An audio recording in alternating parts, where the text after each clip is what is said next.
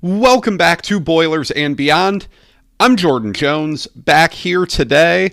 It is Sunday evening, and Ryan Walters has won his first game as Purdue's head coach.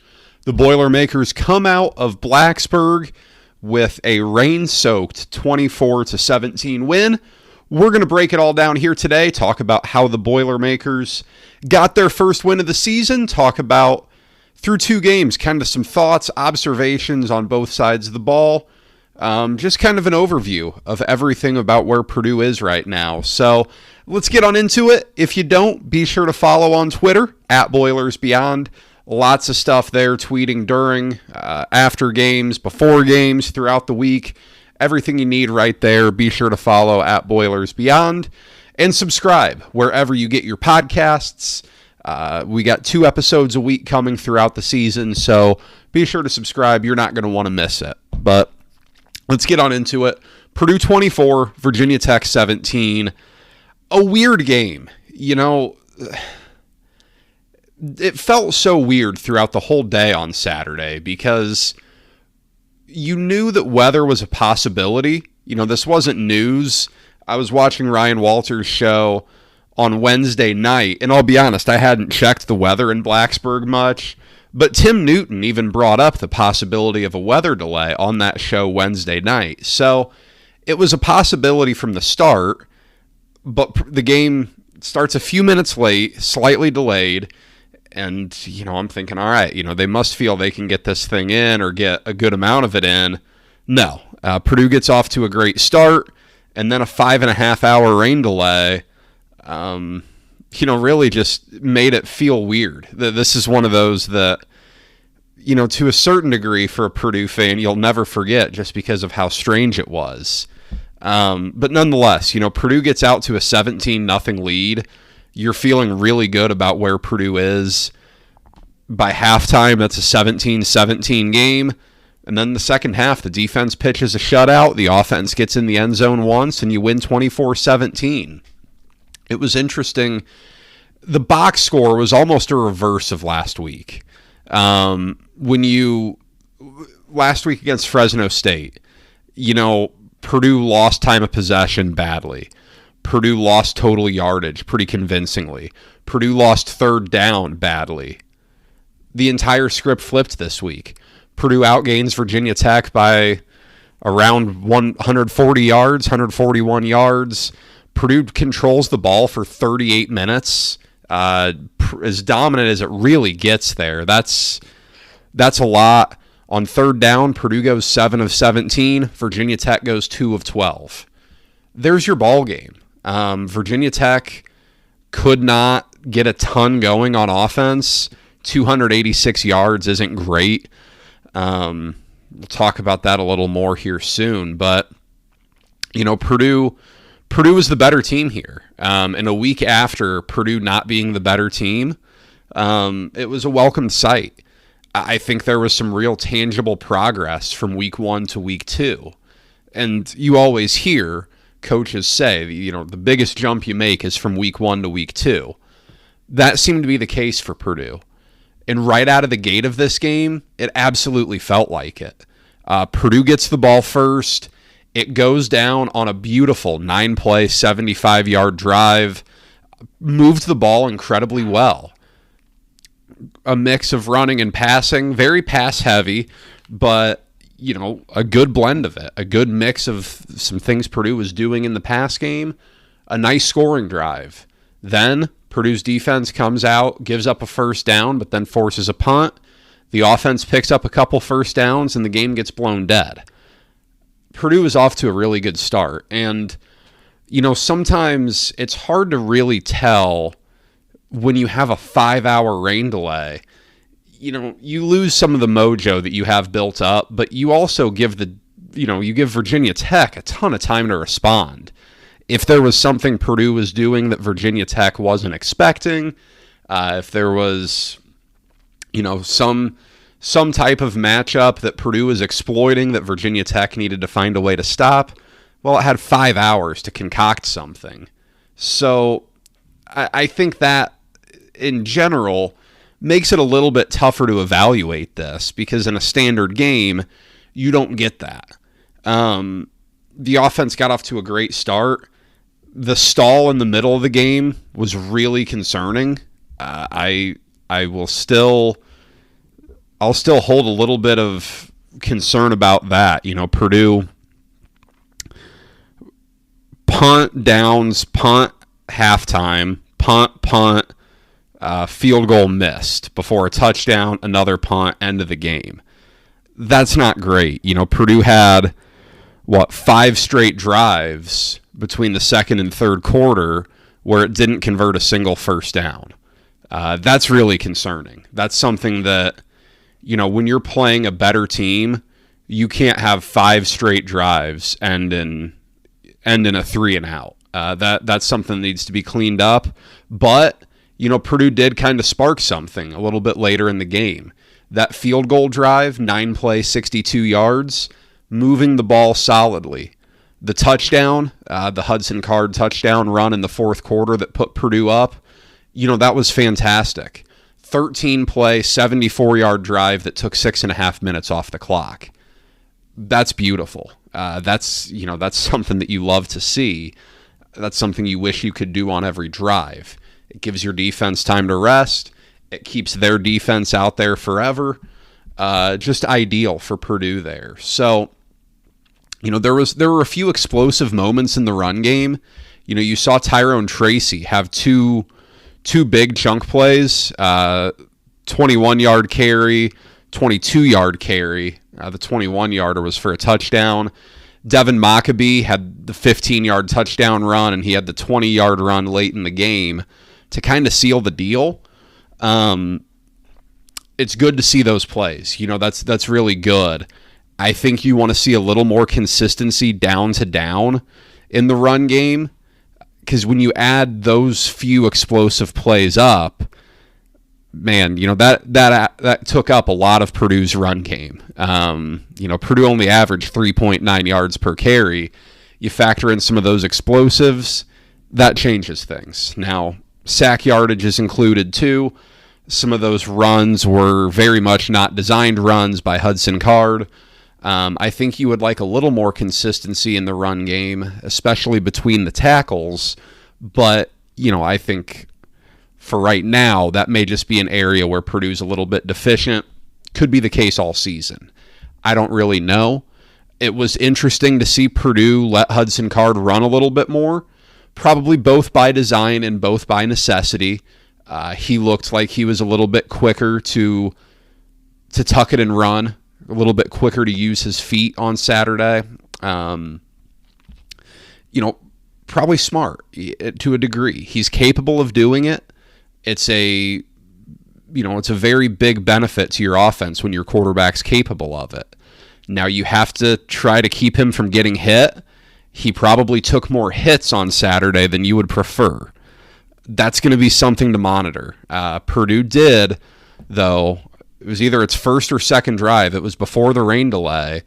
There was a read option play where Card kept the ball. And I thought that was really interesting to see because we hadn't seen him do that yet this year, unless I'm forgetting something from Fresno, but I don't know that I am. Card as a whole looks solid. Purdue was very effusive in its praise of Hudson Card throughout the summer. Is he the best quarterback in the portal? I don't know. Maybe. Probably not, but maybe. But through 2 games, he's been really good for you. 68% completion, 248 yards, no interceptions through 2 games is huge. That's really good. This team, is going to operate with rather thin margin for error this year. So when you're not committing turnovers, that's big. No touchdown passes, but, I don't know that I read too much into that. Hudson Card looks solid for you. You can see why Purdue likes him. You can see the tools that are there that makes Purdue excited for what they have. I do think wide receiver is a bit of a question mark still. Deion Burks is obviously the guy that teams are going to key on now. He had 2 big catches. He had another touchdown catch against Fresno State. just one for 18 yards in this one, targeted 4 times. Who else is going to step up? TJ Sheffield, Abdur-Rahman Yassin, 4 catches each. Tyrone Tracy with 3 out of the backfield. Purdue needs someone to kind of step up as that wide receiver. Burks may be the alpha in the room, but Purdue needs someone else to kind of step up as that number 2 guy. Yassin might be that guy. He's been good so far this year. I like what I've seen from him, but Purdue does not have a ton of game-changing athletes out there. It does maybe, though, have something at tight end with Max Clare. 8 catches for 64 yards. He was really good. I know he was nicked up at the end of the game, went to the injury tent. Someone asked me on Twitter for an update. I got no idea what's going on there. I'm sure we will, at least you hope you get an update during the Monday press conference for Ryan Walters. See if something comes out at the radio show later in the week. He was really good. He's an athlete. That is exactly what an air raid offense wants out of a tight end. It's not going to be a big blocking tight end, like a way throwback, a Charles Davis type for Purdue. That's not going to be the case. But what Purdue does want it to be is someone who can go out, split out wide, play inline, and go out there and be a pass catcher. And that's what Max Clare is. Through 2 games, he's been a very welcome development for Purdue. It was good to see Garrett Miller out there. Very, very limited on snap count. He played early, caught a pass. Don't know how much he got in after the rain delay. I wish I would have kept a closer eye on that now. But after those rain delays, you don't want a wet field.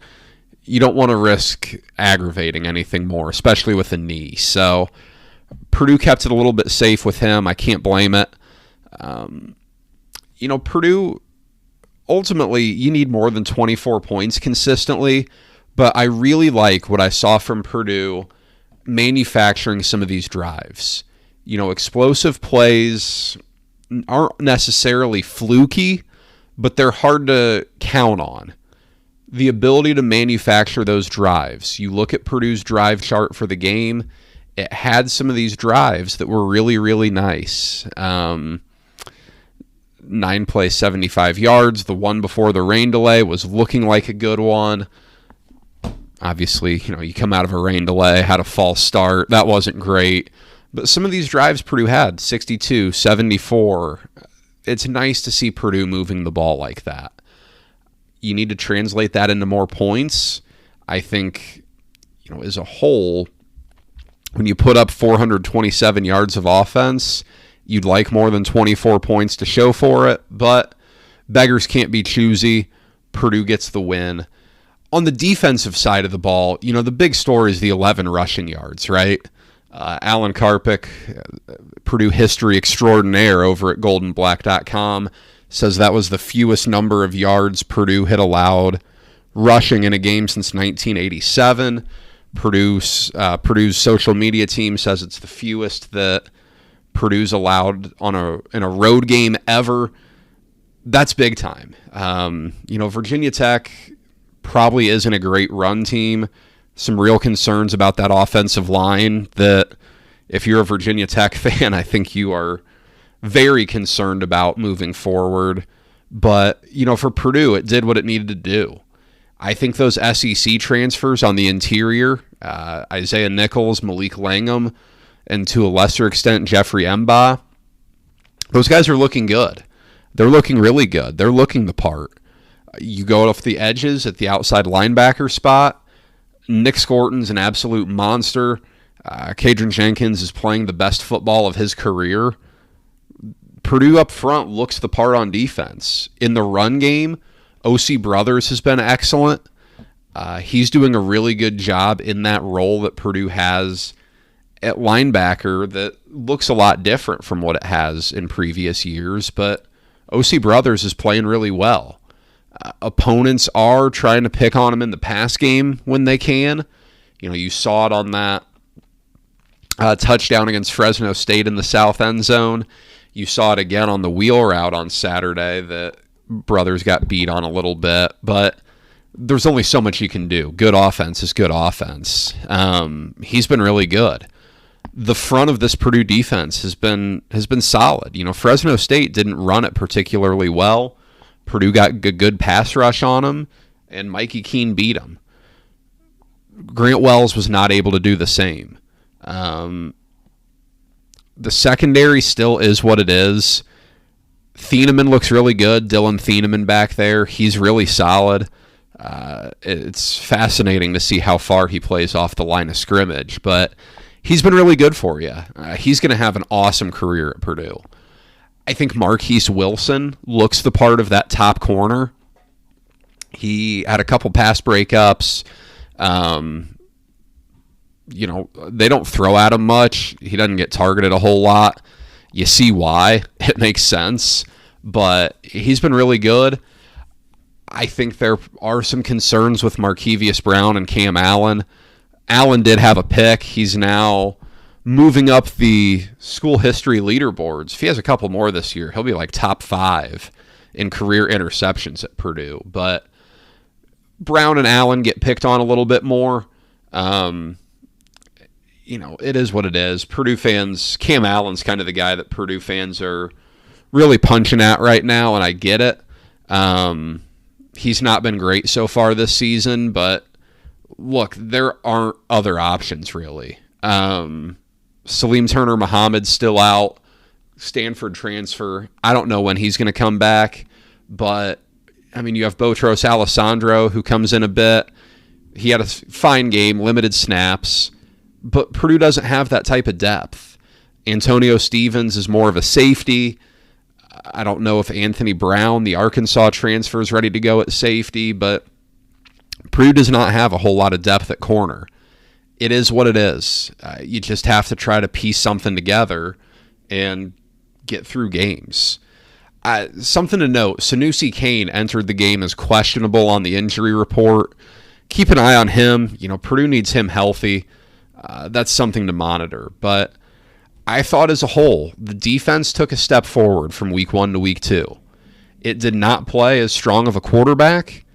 I think it's entirely possible that Mikey Keene's one of the better quarterbacks Purdue faces this season. J.J. McCarthy's looking pretty good, but it's not looking like Purdue's going to be going up against, the AFC Pro Bowl team in terms of quarterbacks. It's just not. I think you got to be fairly happy. 17 points is really good. The defense took a legit step forward. It got off the field on third downs. The sacks that it had were really big. All of the sacks, a couple 13-yard losses there. Nick Scorton was a monster. He's a stud. But Purdue looked really good. Purdue looked really, really good on defense, and it helped them get a win that Purdue really needed. To make a bowl game, Purdue really needed this win. I know bowl games aren't what they used to be. Bowl games are not the be-all, end-all. With the transfer portal, with players sitting out, it's not what it used to be. After 2 straight bowl years where Purdue has dealt with key opt-outs, 2 of Purdue's last 3 bowl games have been beatdowns of epic proportions.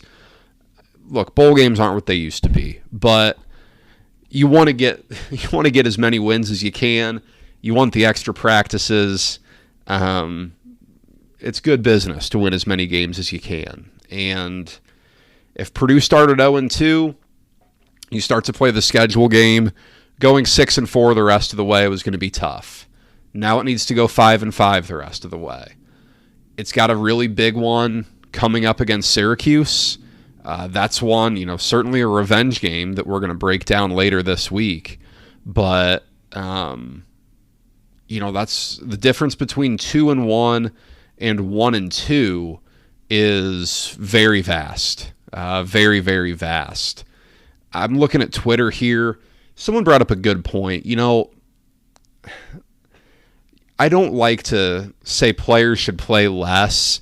I do agree with the thought that Tyrone Tracy needs to get more action in the backfield, and Purdue has done a little bit of two-back stuff with both of those two, one on each side of Hudson Card out of the shotgun. I like that. I think you just need to get the ball in the hands of your best players and your best athletes. We know Devin Mockabee is that. He had a solid game, 21 carries for 95 yards, had a reception for 12 yards. So, over 100 total yards for Mockabee. I think Purdue needs to get those guys on the field more. Tyrone Tracy had 2 carries for 20-plus yards. He's a good athlete. And that's not something that Purdue has abundant on offense right now. I'm surprised at how tight the wide receiver rotation is. Ryan Walters said they were going to try to get more guys in, but, it really didn't. Mershawn Rice played a few snaps. Curtis DeVille got in for a couple snaps, but as a whole, Purdue really relies on those 3 receivers, Burks, Yassine, Sheffield. That's about it. So I think if you can find another guy who can be a good athlete for you, you're absolutely going to take it. There was a lot of hand-wringing about Graham Harrell after the first game. I think, to a certain degree it was justified. Obviously, Purdue did not have a great first game on offense, despite what the 35 points said. Look, I think he's getting more comfortable with his personnel. The offense is a bit hot and cold, as my guy Brian says in the replies here.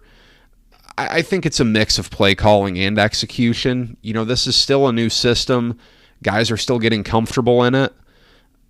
I think we're just going to have to see, as the season progresses, what Purdue does. I think next week you would really like to see Purdue come out and put up 30. You don't want to be beholden to certain statistics, but I do think Purdue needs to be a little bit better on offense. Just be a little bit more, get points up on the board better. One last thought here. Field goals. Freehill's now 1 of 3 on the season. A little bit distorted there because a make from 43, a miss from 43, a miss from 50. He's got a big leg. He's got a really big leg. His miss from 43 against Fresno State and his make from 43, those would have been good from 10 to 15 more yards out. He's got a really big leg. The one from 50 would have been good too. It was just wide. He's got a big leg. That's something that, it makes a massive difference in how you handle play calling and how you handle game management. This is something that, we talked about a ton last year with Mitchell Finneran because he was remarkably accurate inside 40. Guy didn't stand a chance outside of 40. And Purdue often called plays as such.